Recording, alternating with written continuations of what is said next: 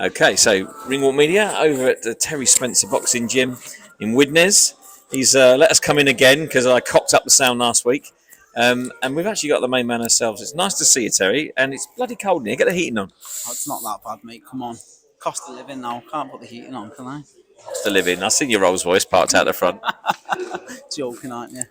Right, so listen, you got a good stable of fighters, and they're all kind of getting ready for fights. So let's go through them one by one. Let's do the big man first. Ricky, second fight. Big change in his approach, and he looks like he's developing massively. Yeah, he's growing. You'd think he's a natured pro now, but he's a one-fight novice. The amount of interviews he does as well, you think he's still about 20 bouts. But yeah, he's really filling out as well regarding with the S&C. We've upped that, so we've put a bit of weight on, but it was important, as I've said previously, to keep his main attributes to his feet and his hand speed. So, and it's looked like he's took that through. He's sitting at about 19 and a half at the minute. Come fight now, he's probably about 18.8 probably. So that's what we spoke about, and I'm really happy with the progress with him. He's doing really well. He's never out the gym. He was saying that he'd been to see a nutritionist and sorted out his eating patterns, and it made a huge difference. Yeah. Well, what I've said to her, just he's a heavyweight. He doesn't have to make weight, obviously, but so just fuel up. Just make sure it's good fuel, because you train hard. It does a lot more sometimes when I say, right, chill tonight. And I know he's been out running, but he does it for his mindset as well. So it's only a steady club. But I said, because you train that hard for a heavyweight, mate, you need to fuel up. So he's added another meal as well. So as long as it's healthy, mate, just keep eating it. So that's what he's done. And, his energy systems are a lot higher. You can see that in the sort of the workout we saw a bit earlier. He's faster. He's punching sort of snappier. He looks like just a huge progression from that first crazy fight. Oh yeah, as you know, he didn't listen, did he? He seems to have a jab now. Oh God, I know. His jab's his best weapon. It really is. And as you see, then it's a lot heavier. He's hitting a lot harder now. I can feel it on the pads, and there's more snap as well. So. You are feeling it on the pads because he took you out the other week, didn't he? God, yeah. I was gone. I was out on my feet. Out on my feet. Oh, I had the body shield on, and he went jab to the head, backhand to the body, then come up with a left hook, and he just clipped me. But I said if it was more on my temple or something like that, I would have been gone. Absolutely gone. I was gone anyway. Yeah, so he's looking forward. I think when's he out? On the 18th of March, isn't he? 18th of March on Tom Stalker's Bill Vinco in the Olympia. It's cracking Liverpool. Show. Yeah, Liverpool. Cracking show. His debut was on the same show in Bolton. You've seen how much of a good show that was. It was brilliant. Yeah, we're looking forward to that one. And then let's talk about Leon. I know Leon had a little bit of an injury, and it's been a bit of I won't say a tough time, but it's been a quiet time for him because he's had to get over that. What's the news on Leon? Has he got anything coming up? Because he needs to fight that lad. He's a great prospect. Oh, he's brilliant. He's brilliant, but he damaged both hands in that fight. Boxed a tough debutant, really tough debutant. What's tough? People were saying to me, "Why have you took this fight, Terry?" And I believe in Leon. I know how good he is, and I've seen so many gaps in his last opponent and previous fight, and I knew he could beat him quite easy. Don't get me wrong, it was tough. It was his first 6-rounder as well, but he just picked holes in him, but he damaged two hands as well. So now he's hitting hard again. He's back full training now, but it's took time. He was out in September, and what we're in now, nearly March. Tomorrow. So it's been frustrating for him. But he had a very busy first season. He had 6 fights in, I don't know, 8 months, 9 months, was it? Something like that. So I don't mind this gap he's had. We've got a few things in the pipeline. Can't say much yet with Leon, but hopefully it'll come. Let's talk a little bit about that fight. I know it was a little while ago, but we were there. We saw that fight. I mean, it was a hugely hard fight for him. I know he did very well with that opponent, but that opponent used every trick in the book. Oh yeah. Oh, he was dirty, yeah. But I said you'll learn more than that, mate. Coming through that fight than going in and blasting someone out in a round like he did a few fights ago. He would have learnt so much from that fight. Yeah, he knackered both hands, but regards to experience, you can take so much from that in his first 6 rounds. It was tough. It was tough. I dug a bit deeper on his opponent fight week, and And it done low. He was in the Iranian national team. He'd won national titles and all sorts. And I was like, oh my God, this could be a banana skin. But goes back to saying how much I believe in Leon Willings, and he's so talented. And I don't think people realise how talented he is. Yeah, I mean, we saw it that night, and he's only a young lad, is he? What, 21, 22? Just turned 22, Leon. Yeah, so he's got plenty of time, and he's an emerging talent. I'm looking forward to seeing what he does this year. It'd be good to see him back out again. Now, listen, I've been told that Mr. Ado Edwardson is off to Atlanta to box, right? But you're going via Miami. Have you swung that? I don't think the missus is happy about that. No, on a serious note, mate, congratulations to you getting that fight over the line. I think Jazz had a little bit to do with it and so on. And, what a great opportunity for John. Oh, God, yeah. Jazz pulled the stocks out there and got us a fight in Atlanta. And John, I say John, yeah, he's 34, but he's a young 34. He's really good to his body. If you see the shape of John all the time, and he trains so hard. So then this opportunity come up, I thought, let's just go for it, John. Let's do it with help from our sponsors, SJJ Contracts.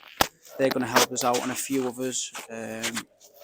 Quite a few. I'm not too sure it's mentioned, but with that help, all of the guys. Yeah, there's loads. But so grateful for that opportunity and for our sponsors to make this happen. It's unbelievable. And it's sort of changing times for a fighter at John's stage. But he's 4-0, 4 fights last year when he should have had 7, I think. He had a few last minute pullouts. He always strikes me as the kind of boxer that he does 4 rounds with his eyes shut, and he's getting to that stage where he needs to do 6 and 8 because he'll be knocking people out. Of course, yeah. He's once he starts taking I'm looking forward to him going in with prospects in these 8 and 10 rounders, because that's when John comes on. You see him in here and he'll spar 8-10 rounds with Jazza. I've seen it. And Jazz is still looking at him. Oh, God, this kid won't go down or it won't stop. But they're good mates, and Jazz has brought Edo on an awful lot regards to sparring. Edo's just gone through the roof now, but he's always, even from the amateurs. I was on the amateur scene when John was, and you just remember him. You think, oh God, not Edo, because he's just going to walk through people. He's so strong, really strong, and he deserves this shot.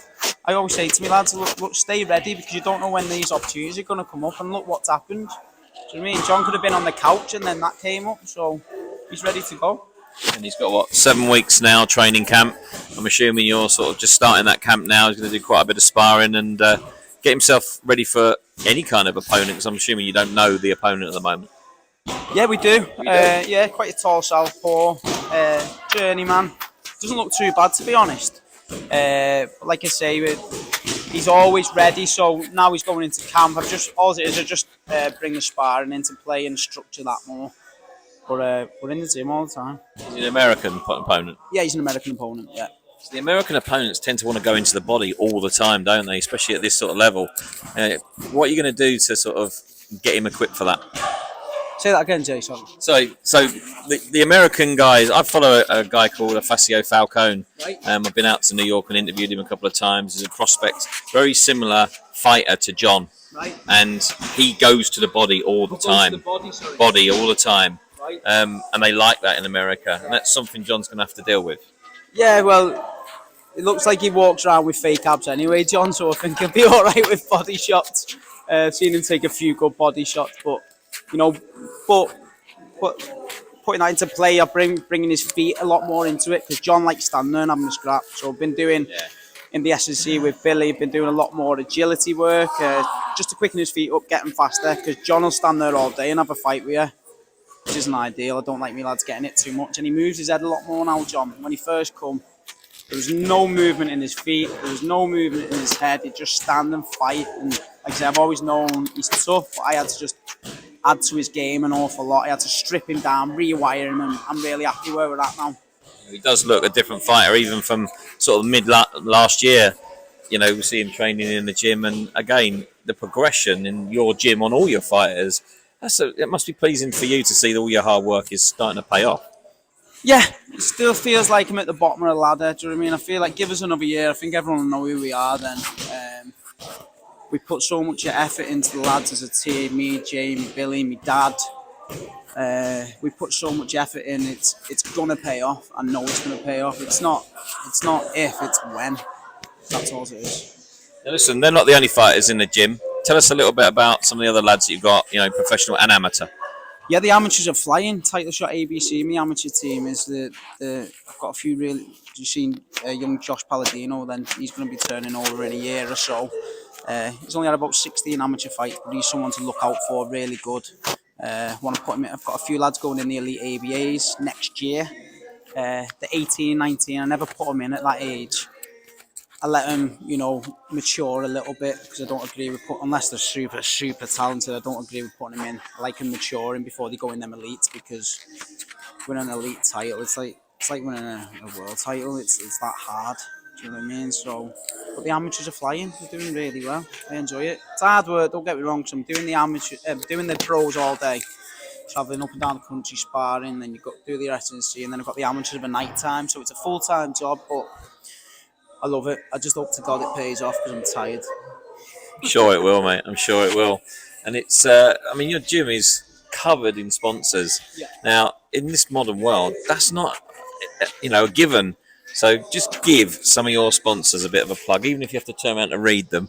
I want you to give them a plug because I mean one here, SJJ Contracts. My good mate Steve, he's helped us out so much. He made this possible, this journey, because without them, it just wouldn't be possible. So SJJ, they help us out. And the lads out individually, which is a fantastic opportunity, and I'm forever grateful, forever in debt with them, should I say, because they make it happen for us. some of the other guys that you've got around here. You got my mum up there. Yeah, she's a psychologist. You gotta give your mum a plug. Yeah, of course I have. She's a counsellor. She's brilliant. Lucky Jade. It's a chip shop in Rainhill. CJW Welders Immune. NTR. This is our new one here. Recruitment agency. Some of them haven't paid, so I'm not going to mention some of them. but no, right through. I'm forever grateful for our sponsors. And it's nice to see that you're getting support from the community and the local businesses. And it's not just you that will win if these guys, your boxers go up and start taking titles. They're of course going to win as well, which is why they guess they do it. Well, a few of them got their own individual sponsors as well, which I don't get involved with too much. I leave it to them. They're good enough at marketing themselves. Forever grateful for the sponsors. It's a massive help. Really. Now listen, you had a big night out a couple of weeks ago, Saturday night in Manchester. We didn't bump into each other because I was a little bit busy. But what do you think of that? Liam Smith totally took out Eubank. I mean, there was never a doubt all week, was there? No, I knew Beefy was going to do it. It was just when I didn't expect it that early. But Liam's brilliant. He's outstanding. He'll just chip away at it and chip away at it. Thought he was going to take him out late, Liam, but all this elbow shite, pathetic. Just give the kid credit. Do you know what I mean? Give him credit. He dismantled him. This machine with a so-called chin. And he has got an iron chin, but Liam exposed him fully and he took him out and just give him credit. Give him credit. I think there were some factors involved in that fight that people sort of overlook. First one is the weight. I don't think Eubank can fight down there. I think he's naturally a slightly heavier boxer, and he did. From a media point of view, we're there all week, so we see what the teams are like, we see what the boxers are like, in the in the local workouts and press conferences. He just wasn't himself, and Liam Smith was almost how Eubank's been, very upfront about his intentions, and he did. He did beat him, so it was almost like they'd role reversed for that week. They just something went right. Yeah, well, do you know what I mean? Give Eubanks his due. He comes across, he's got this bulletproof mindset, and he has to a certain extent, but he's had a lot of things going on in his personal life. He's lost his brother, didn't he? And whatever else is going on, I don't know. But he's had 2 weight cuts as well. 2 weight cuts in a short space. That's going to take its toll. No matter how much he says it's not, it is. Of course it is. But again, give Liam his due. Do you know what I mean? I look at him as being a machine, Eubanks, and just what Liam done to him, just dismantled him. I thought it was fantastic. What do you see for Liam next? I don't know. I do not know. But he's definitely got, after going off that, What is he, 34, Liam? 34, I think. He's got a few more fights left in him at that elite level. I don't know what's next for him, but You know what I like? getting better. I know I'd like, and people go, "Are you mad?" I'd like him back in with Canelo. Yeah, that'd be interesting. I watched that fight the other day. He done so well. He's done so well under Joe Gallagher, but he's a different fighter now. He really is. Yeah, he's 34, but I think he's banging his prime. I really do. But I would like to see him in with Canelo. That'd be interesting. And I bet you he's fought the same. But he has. But the payday would be nice. So how's it Canelo payday? That's what he says. But no, I think from a boxing point of view, I think that's something I'd really like to see. And I know from hearing things in and around the boxing that Canelo wants to fight a couple of times in the UK before he sort of changes over to other avenues. So maybe that's one of the big fights that we can look forward to this year. Maybe so. Maybe so. I didn't think of that again. That'd be interesting, wouldn't it? That'd be great. That'd be nice. The O2 Arena packed out. God, yeah. Yeah, that'd be amazing. Well, listen, we've taken up loads of your time, and thank you for letting us come and speak to your boxers as well. I know it's slightly out of your normal routine to fit us in, so appreciate it, mate. And wish all your lads the best of luck, amateurs and professionals. And let's hope that you get back from Miami on the boys' trip. I mean, the Atlanta fight in one piece, mate. Holiday. It's work. That's what I told me. Yeah, that's what the Scouser is saying. Yeah, it's work. We're going to Miami. I mean, Atlanta for work, love. Yeah. Listen, Terry, best of wishes for all you guys, and we'll speak to you again. Thank you. Thank you very much, Jay. Thank you, mate.